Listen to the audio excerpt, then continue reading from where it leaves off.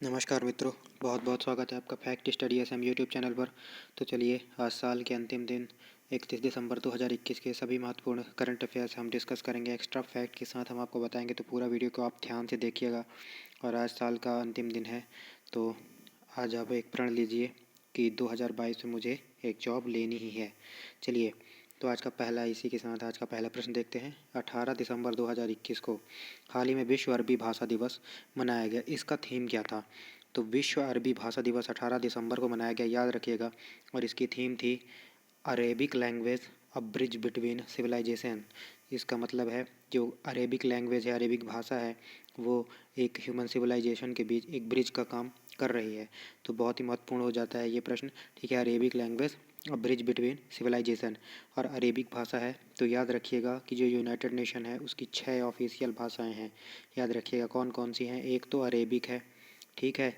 एक चाइनीज़ है जिसे मंदारिन कहते हैं, और मंदारिन डे कब होता है? 20 अप्रैल को होता है, याद रखिएगा मंदारिन डे। ठीक है, मंदारिन चाइनीज़ भाषा है, ये भी यूनाइटेड नेशन की ऑफिशियल है। एक इंग्लिश है ऑफिशियल, एक स्पेनिश भी है ऑफिशियल, ऑफिशियल लैंग्वेज है ये 6 जो बता रहा हूँ, Arabic, Chinese, Mandarin, English, Spanish. और इंग्लिश और स्पेनिश डे होता है 23 अप्रैल को, याद रखिएगा 23 अप्रैल को। मैंने मंदारिन दिवस बताया 20 अप्रैल को, और उसके 3 दिन बाद ही होता है इंग्लिश और स्पेनिश डे 23 अप्रैल को। ठीक है, और दो लैंग्वेज और बचती हैं, तो दो लैंग्वेज हैं।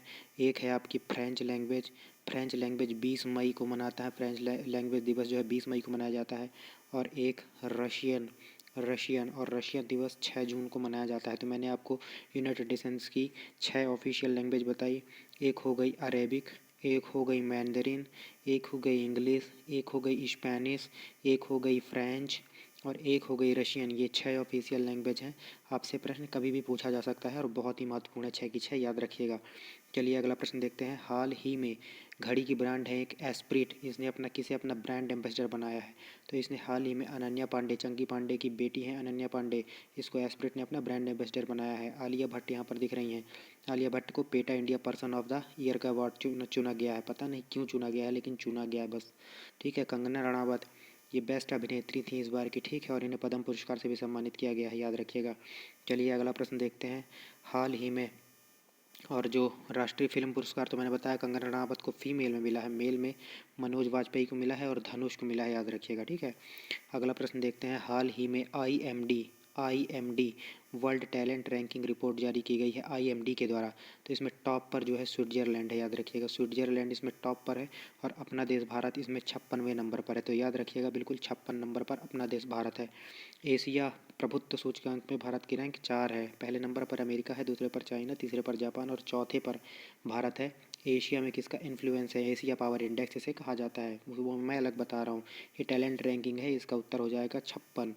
ठीक है, अगला प्रश्न है। हाल ही में एनसीसी कैडेट्स द्वारा तटीय क्षेत्रों से एकत्रित प्लास्टिक कचरे को पुनः उपयोग में लाने के लिए किसने समझौता किया है? तो अभी क्या है, एनसीसी जो कैडेट्स हैं वो तटीय क्षेत्र में सफाई का एक अभियान चला रहे हैं। उसमें से जितना भी ये प्लास्टिक कचरा एकत्र करेंगे तो उसको उसको रिसाइकल करके यूज़ करेगा। ऐसा कौन कर रहा है? तो एनएचएआई। ठीक है, ये एनएचएआई है। एनएचएआई का फुल फॉर्म क्या आपको पता है? एनएचएआई का national highway authorities of India. ठीक है, एनएचएआई का फुल फॉर्म हो जाता है। और इसकी प्रमुख अभी अभी बनाई गई हैं अलका उपाध्याय, याद रखिएगा अलका उपाध्याय एनएचएआई की प्रमुख बनाई गई हैं। और यहाँ पर प्लास्टिक कचरे की बात आ रही है, तो प्लास्टिक कचरे में टॉप पर कौन है? यूएसए है। और ई कचरे में टॉप पर कौन है? तो चाइना है, याद रखिएगा बिल्कुल। दोनों ही तथ्य बहुत महत्वपूर्ण हो जाते हैं। ठीक है, और एनसीसी के डीजी कौन है? तो लेफ्टिनेंट जनरल गुरबीपाल सिंह, याद रखिएगा गुरबीपाल सिंह लेफ्टिनेंट जनरल गुरबीपाल सिंह ये एनसीसी के, ठीक है, डायरेक्टर जनरल हैं। और एक और मैं आपको इंपॉर्टेंट फैक्ट बताता हूँ। एनसीसी एल्यूमिनाई एसोसिएशन बना है, जिसके पहले सदस्य प्राइम मिनिस्टर मोदी जी होंगे, याद रखिएगा। बहुत महत्वपूर्ण प्रश्न हो जाता है। एनसीसी एल्यूमिनाई एसोसिएशन बना है जिसके पहले सदस्य पीएम मोदी होंगे। और एनसीसी की व्यापक समीक्षा के लिए बैजयंत पांड्या समिति बनाई गई है, मैं कई बार आपको बता चुका हूँ। अगला प्रश्न देखते हैं। हाल ही में महिलाओं को आर्थिक व लैंगिक रूप से समानता को बढ़ावा देने के लिए मिशन शक्ति लिविंग लैब प्रोजेक्ट ये किसने शुरू किया है? तो हाल ही में ऐसा उड़ीसा ने किया है, याद रखिएगा। इंपॉर्टेंट क्वेश्चन है और अच्छा क्वेश्चन भी है। ठीक है, याद रखिएगा। उड़ीसा से संबंधित मैं आपको बहुत सारे तथ्य बता चुका हूँ। ठीक है, आप एक बार रिवाइज़ करिए उन सभी को, अपना आंख बंद करिए और उन तथ्यों को रिवाइज़ करिए, इसमें मैं नहीं बताऊँगा। अगली बार जब उड़ीसा का जिक्र आएगा तो मैं ज़रूर आपको बताऊँगा। ठीक है। बायोलॉजिकल वार, ये एक बहुत शानदार प्रश्न आपको बता रहा हूँ, बहुत शानदार प्रश्न है। बायोलॉजिकल वॉरफेयर से निपटने के लिए DRDO की एक शाखा है, डिफेंस रिसर्च डेवलपमेंट एस्टेब्लिशमेंट। इसे शॉर्ट में क्या बोलेंगे, DRDE। ये DRDO की ही शाखा है। इसने एक उन्नत जैविक रक्षा अनुसंधान केंद्र स्थापित किया है। ये कहाँ पर किया है, ठीक है। तो राज्य मैंने लिख दिया, शहर लिखना चाहिए था यहाँ पे। शहर, शहर किस शहर में किया है, तो ऐसा इन्होंने ग्वालियर में ये जैविक रक्षा अनुसंधान केंद्र स्थापित किया है। याद रखिएगा, मोस्ट इंपॉर्टेंट क्वेश्चन हो जाता है। मध्य प्रदेश के ग्वालियर में, ग्वालियर में DRDO की शाखा, DRDO की शाखा DRDE ने एक उन्नत जैविक रक्षा अनुसंधान केंद्र की स्थापना की है। और ग्वालियर आया है तो ग्वालियर में अभी ड्रोन मेला भी लगाया गया था, ये बात भी आप याद रखिएगा। यहाँ पर भोपाल दिख रहा है, तो भोपाल दिख रहा है। तो खेलो इंडिया के अंतर्गत कितने गेम्स होते हैं, क्या आपको पता है? खेलो इंडिया गेम्स के पहले अंतर्गत ये कितने सारे गेम्स होते हैं, तो उसके अंतर्गत होते हैं यूथ गेम्स होते हैं। ठीक है, खेलो इंडिया यूथ गेम्स हो गया, खेलो इंडिया शीतकालीन गेम्स हो गया, है ना, खेलो इंडिया आइस हॉकी चैम्पियनशिप हो गया। तो ये सारे टाइप के गेम्स होते हैं, यूनिवर्सिटी गेम्स हो गया। ठीक है, खेलो इंडिया के अंतर्गत ये सारे गेम्स होते हैं। तो जो खेलो इंडिया यूथ गेम्स है 2022-23 का संस्करण, वो भोपाल में होने वाला है। मोस्ट इंपॉर्टेंट क्वेश्चन आपके लिए हो जाता है। खेलो इंडिया यूथ गेम्स 2022-23 का आयोजन भोपाल में किया जाएगा। उनकी खेल मंत्री हैं, मध्य प्रदेश की खेल मंत्री यशोधरा सिंधिया ने इसकी घोषणा की है, याद रखेंगे बिल्कुल। और आइस हॉकी जो मैंने बताया, आइस हॉकी चैंपियनशिप को किसने जीता, ITBP ने जीता, लद्दाख के अंदर हुआ था। शीतकालीन खेल गुलमर्ग में हुए थे, ये बात भी आप याद रखेंगे। और यूनिवर्सिटी गेम्स कर्नाटक में होने वाले थे, कैंसिल हो गए। और यूथ गेम्स जो 2021 के होने वाले थे वो पंचकुला हरियाणा में होने वाले थे, वो भी कैंसिल हो गए। तो ये बात भी आप याद रखिएगा। और भी मध्य प्रदेश के बारे में, भारत की पहली वाटर प्लस सिटी जो है वो इंदौर में बनाई गई है। इंदौर है, मतलब सॉरी, भारत की पहली वाटर प्लस सिटी इंदौर है। और स्वच्छता सूचकांक में भी इंदौर नंबर 1 पर है, तो ये बात भी याद रखिएगा। जबलपुर दिख रहा है, जबलपुर में नर्मदा नदी धुआंधार जलप्रपात बनाती है भेड़ाघाट में, याद रखिएगा। ठीक है, जबलपुर नर्मदा नदी के तट पर हो जाता है। ठीक है, और क्या बता सकते हैं यहाँ पर एक बता, निष्ठा विद्युत मित्र योजना मध्य प्रदेश में चल रही है। ई-वेस्ट क्लिनिक भी भोपाल में है, तो याद रखिएगा। ठीक है, और क्या याद रख सकते हैं, पावर सेक्टर में साइबर सिक्योरिटी लागू करने वाला जो पहला राज्य है भारत का, वो भी MP है। और MP में भी कहाँ, जबलपुर में, याद रखिएगा। जबलपुर में पावर सेक्टर में साइबर सिक्योरिटी को लागू करने वाला पहला राज्य है। एनीमिया मुक्त सूचकांक में टॉप पर है। और हर जगह साइबर तहसील स्थापित करने की घोषणा भी मध्य प्रदेश ने किया है। तो मध्य प्रदेश से बहुत इंपॉर्टेंट क्वेश्चन बन सकते हैं। FIR आपके द्वारा है, संकल्प योजना उमरिया पुलिस की चल रही है यहाँ पर। ठीक है, दीदी वाहन सेवा भी झाबुआ में चलाया गया प्रेग्नेंट लेडीज़ के लिए। तो बहुत सारी योजनाएं यहाँ पर चल रही हैं मध्य प्रदेश में। मध्य प्रदेश में पन्ना, संजय, सतपुड़ा, है ना, ये सारे नेशनल पार्क भी हैं। तो अगला प्रश्न देख लेते हैं। हाल ही में नई दिल्ली में किसने ड्रग फ्री इंडिया कैंपेन की शुरुआत की है, तो हमारे अमित शाह जो कि गृह मंत्री और सहकारिता मंत्री हैं, इन्होंने ही इसकी शुरुआत की, ड्रग फ्री इंडिया कैंपेन की शुरुआत की है। PM मोदी तो नहीं है, PM मोदी नहीं किए हैं, अमित शाह जी किए हैं, याद रखिएगा। राजनाथ सिंह रक्षा मंत्री हैं। और अमित शाह मैंने बताया हमारे सहकारिता और गृह मंत्री हैं। ठीक है, राजनाथ सिंह रक्षा मंत्री हैं, नारायण राणे MSME मंत्री हैं, याद रखिएगा। अगला प्रश्न देख लेते हैं। हाल ही में 17% से 31% DA महंगाई भत्ता, DA का मतलब डियरनेस अलाउंस, ठीक है, महंगाई भत्ता बढ़ाने को किस राज्य ने मंजूरी दी है, तो ऐसा तमिलनाडु ने किया है, याद रखिएगा। महंगाई भत्ते को 17% से बढ़ाकर 31% कर दिया है तमिलनाडु ने। तमिलनाडु के CM MK स्टालिन हैं और गवर्नर RN रवि हैं।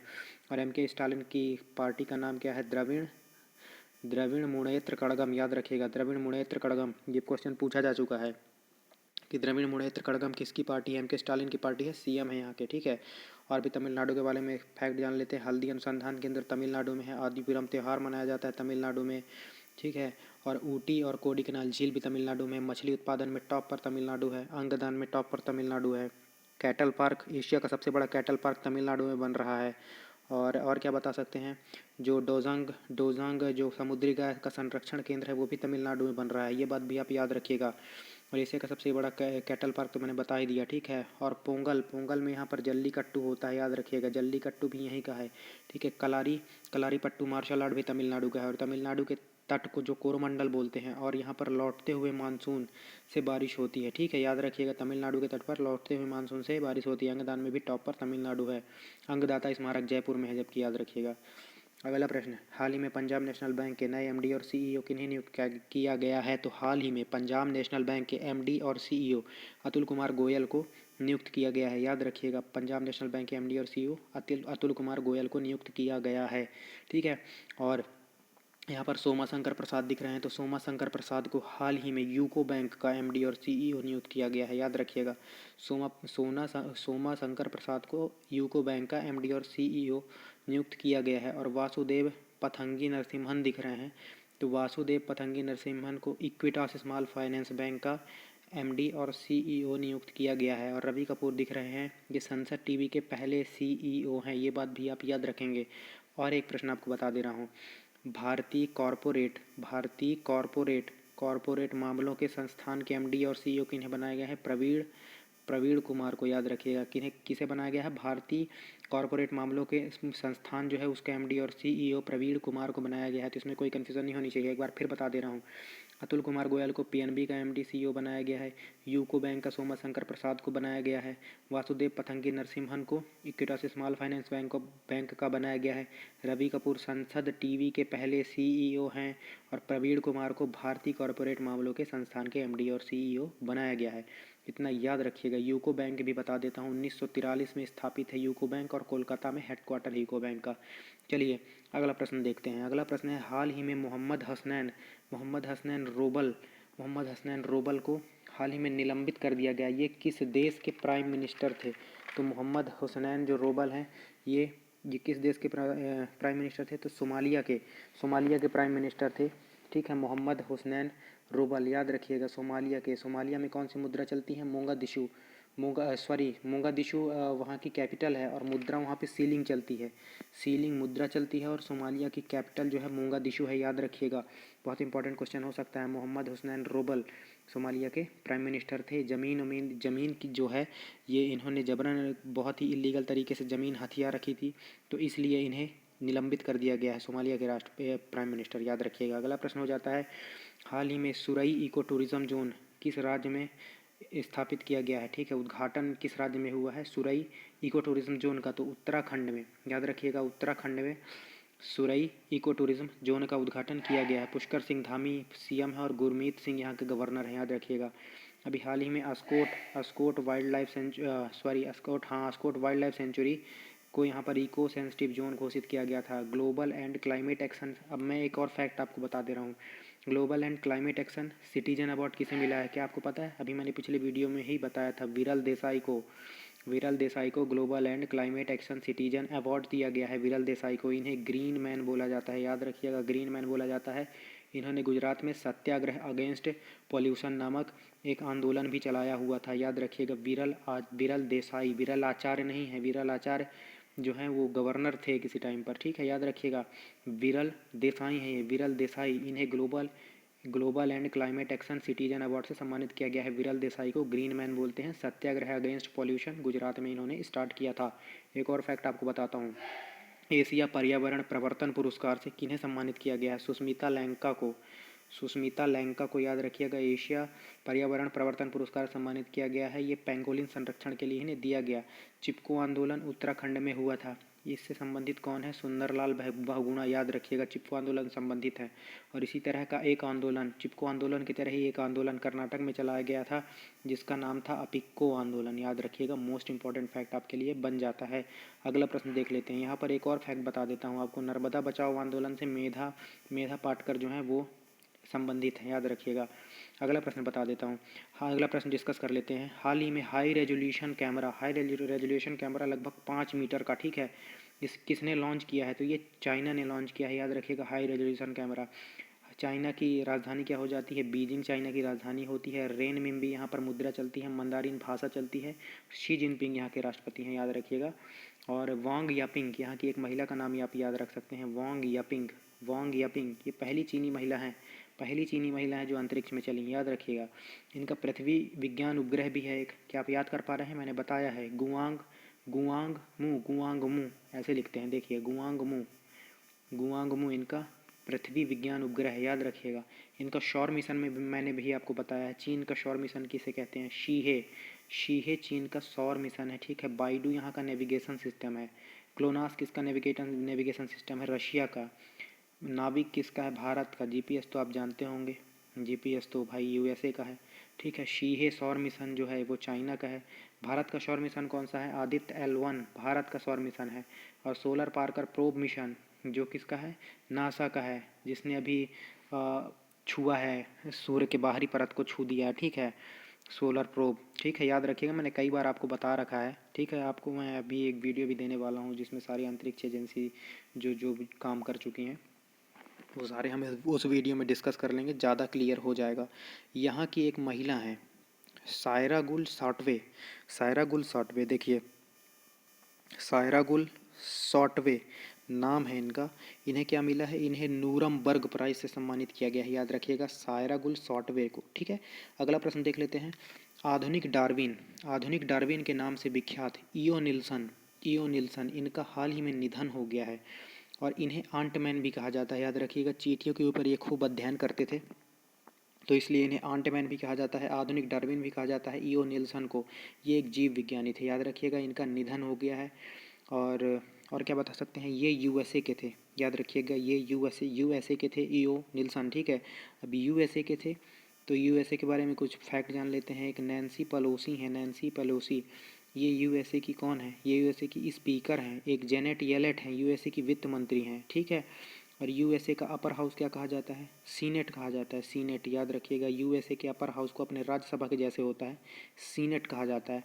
अगला प्रश्न देख लेते हैं। हाल ही में हारमोनी फाउंडेशन के द्वारा पर्यावरण संरक्षण व सामाजिक न्याय पुरस्कार के लिए मदर टेरेसा मेमोरियल अवार्ड 2021 से किसे सम्मानित किया गया है? मोस्ट इंपॉर्टेंट क्वेश्चन है, छपने वाला प्रश्न है भाई, छपने वाला प्रश्न है।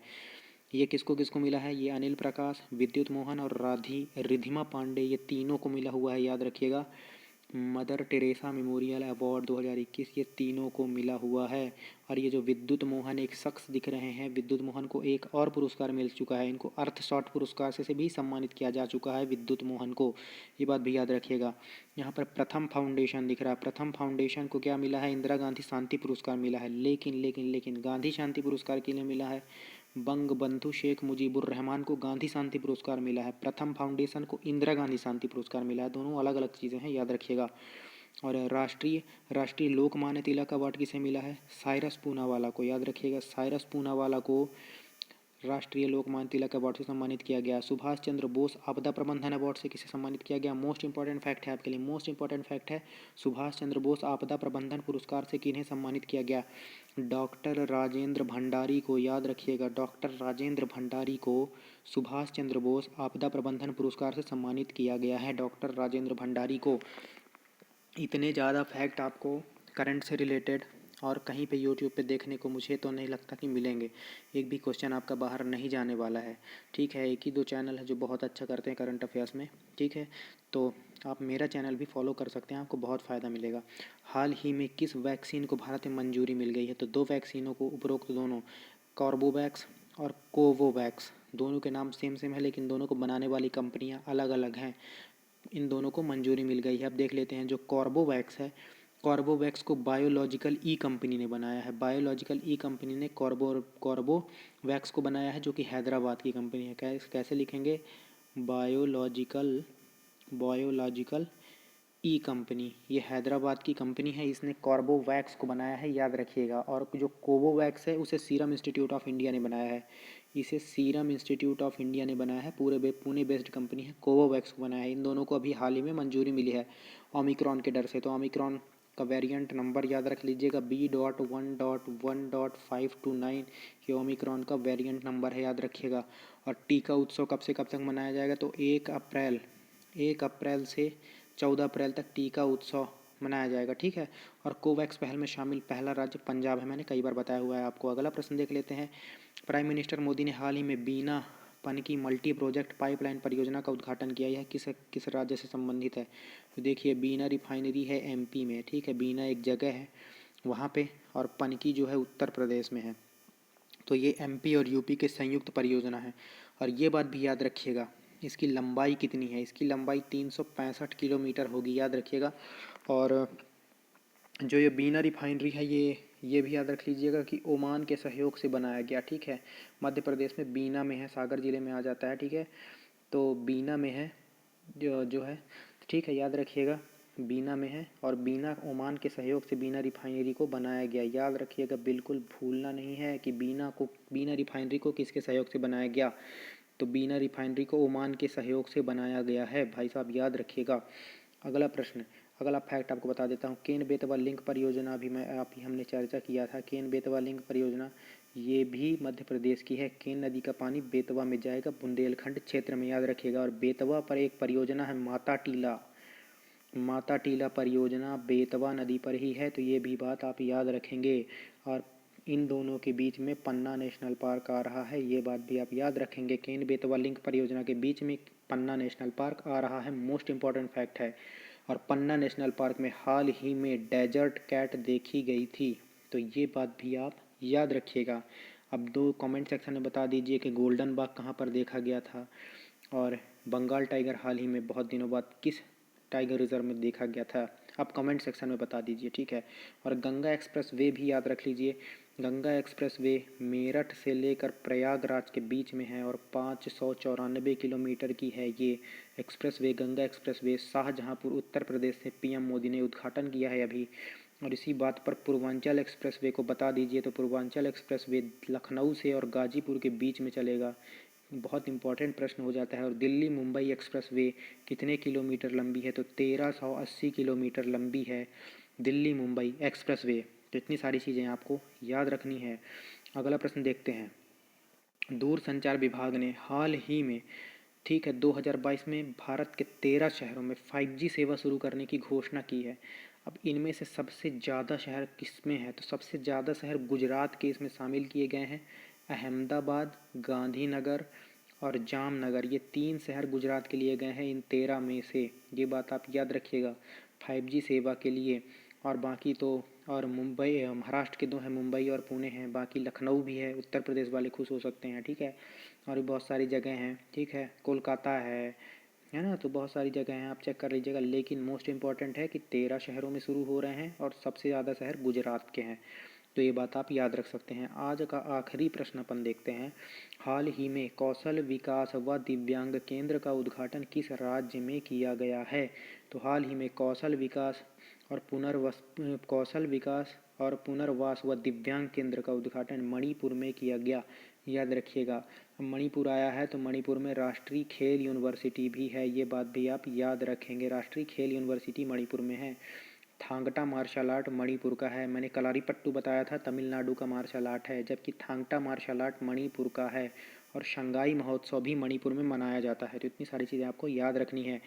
और बिल्कुल आज साल के अंतिम दिन, आपका वीडियो देखने के लिए बहुत बहुत धन्यवाद। मिलते हैं आप अगले साल 2022 में नई उम्मीदों के साथ, तो बहुत बहुत धन्यवाद आपका वीडियो को पूरा देखने के लिए। वीडियो का कंटेंट आपको अच्छा लगा हो तो वीडियो को लाइक कर दीजिए, चैनल को सब्सक्राइब कर दीजिए, अपने दोस्तों के साथ शेयर कर दीजिए। तो बहुत बहुत धन्यवाद आपका एक बार फिर से। चलिए पढ़िए, सुरक्षित रखिए, ठीक है, धन्यवाद। जय हिंद, जय भारत।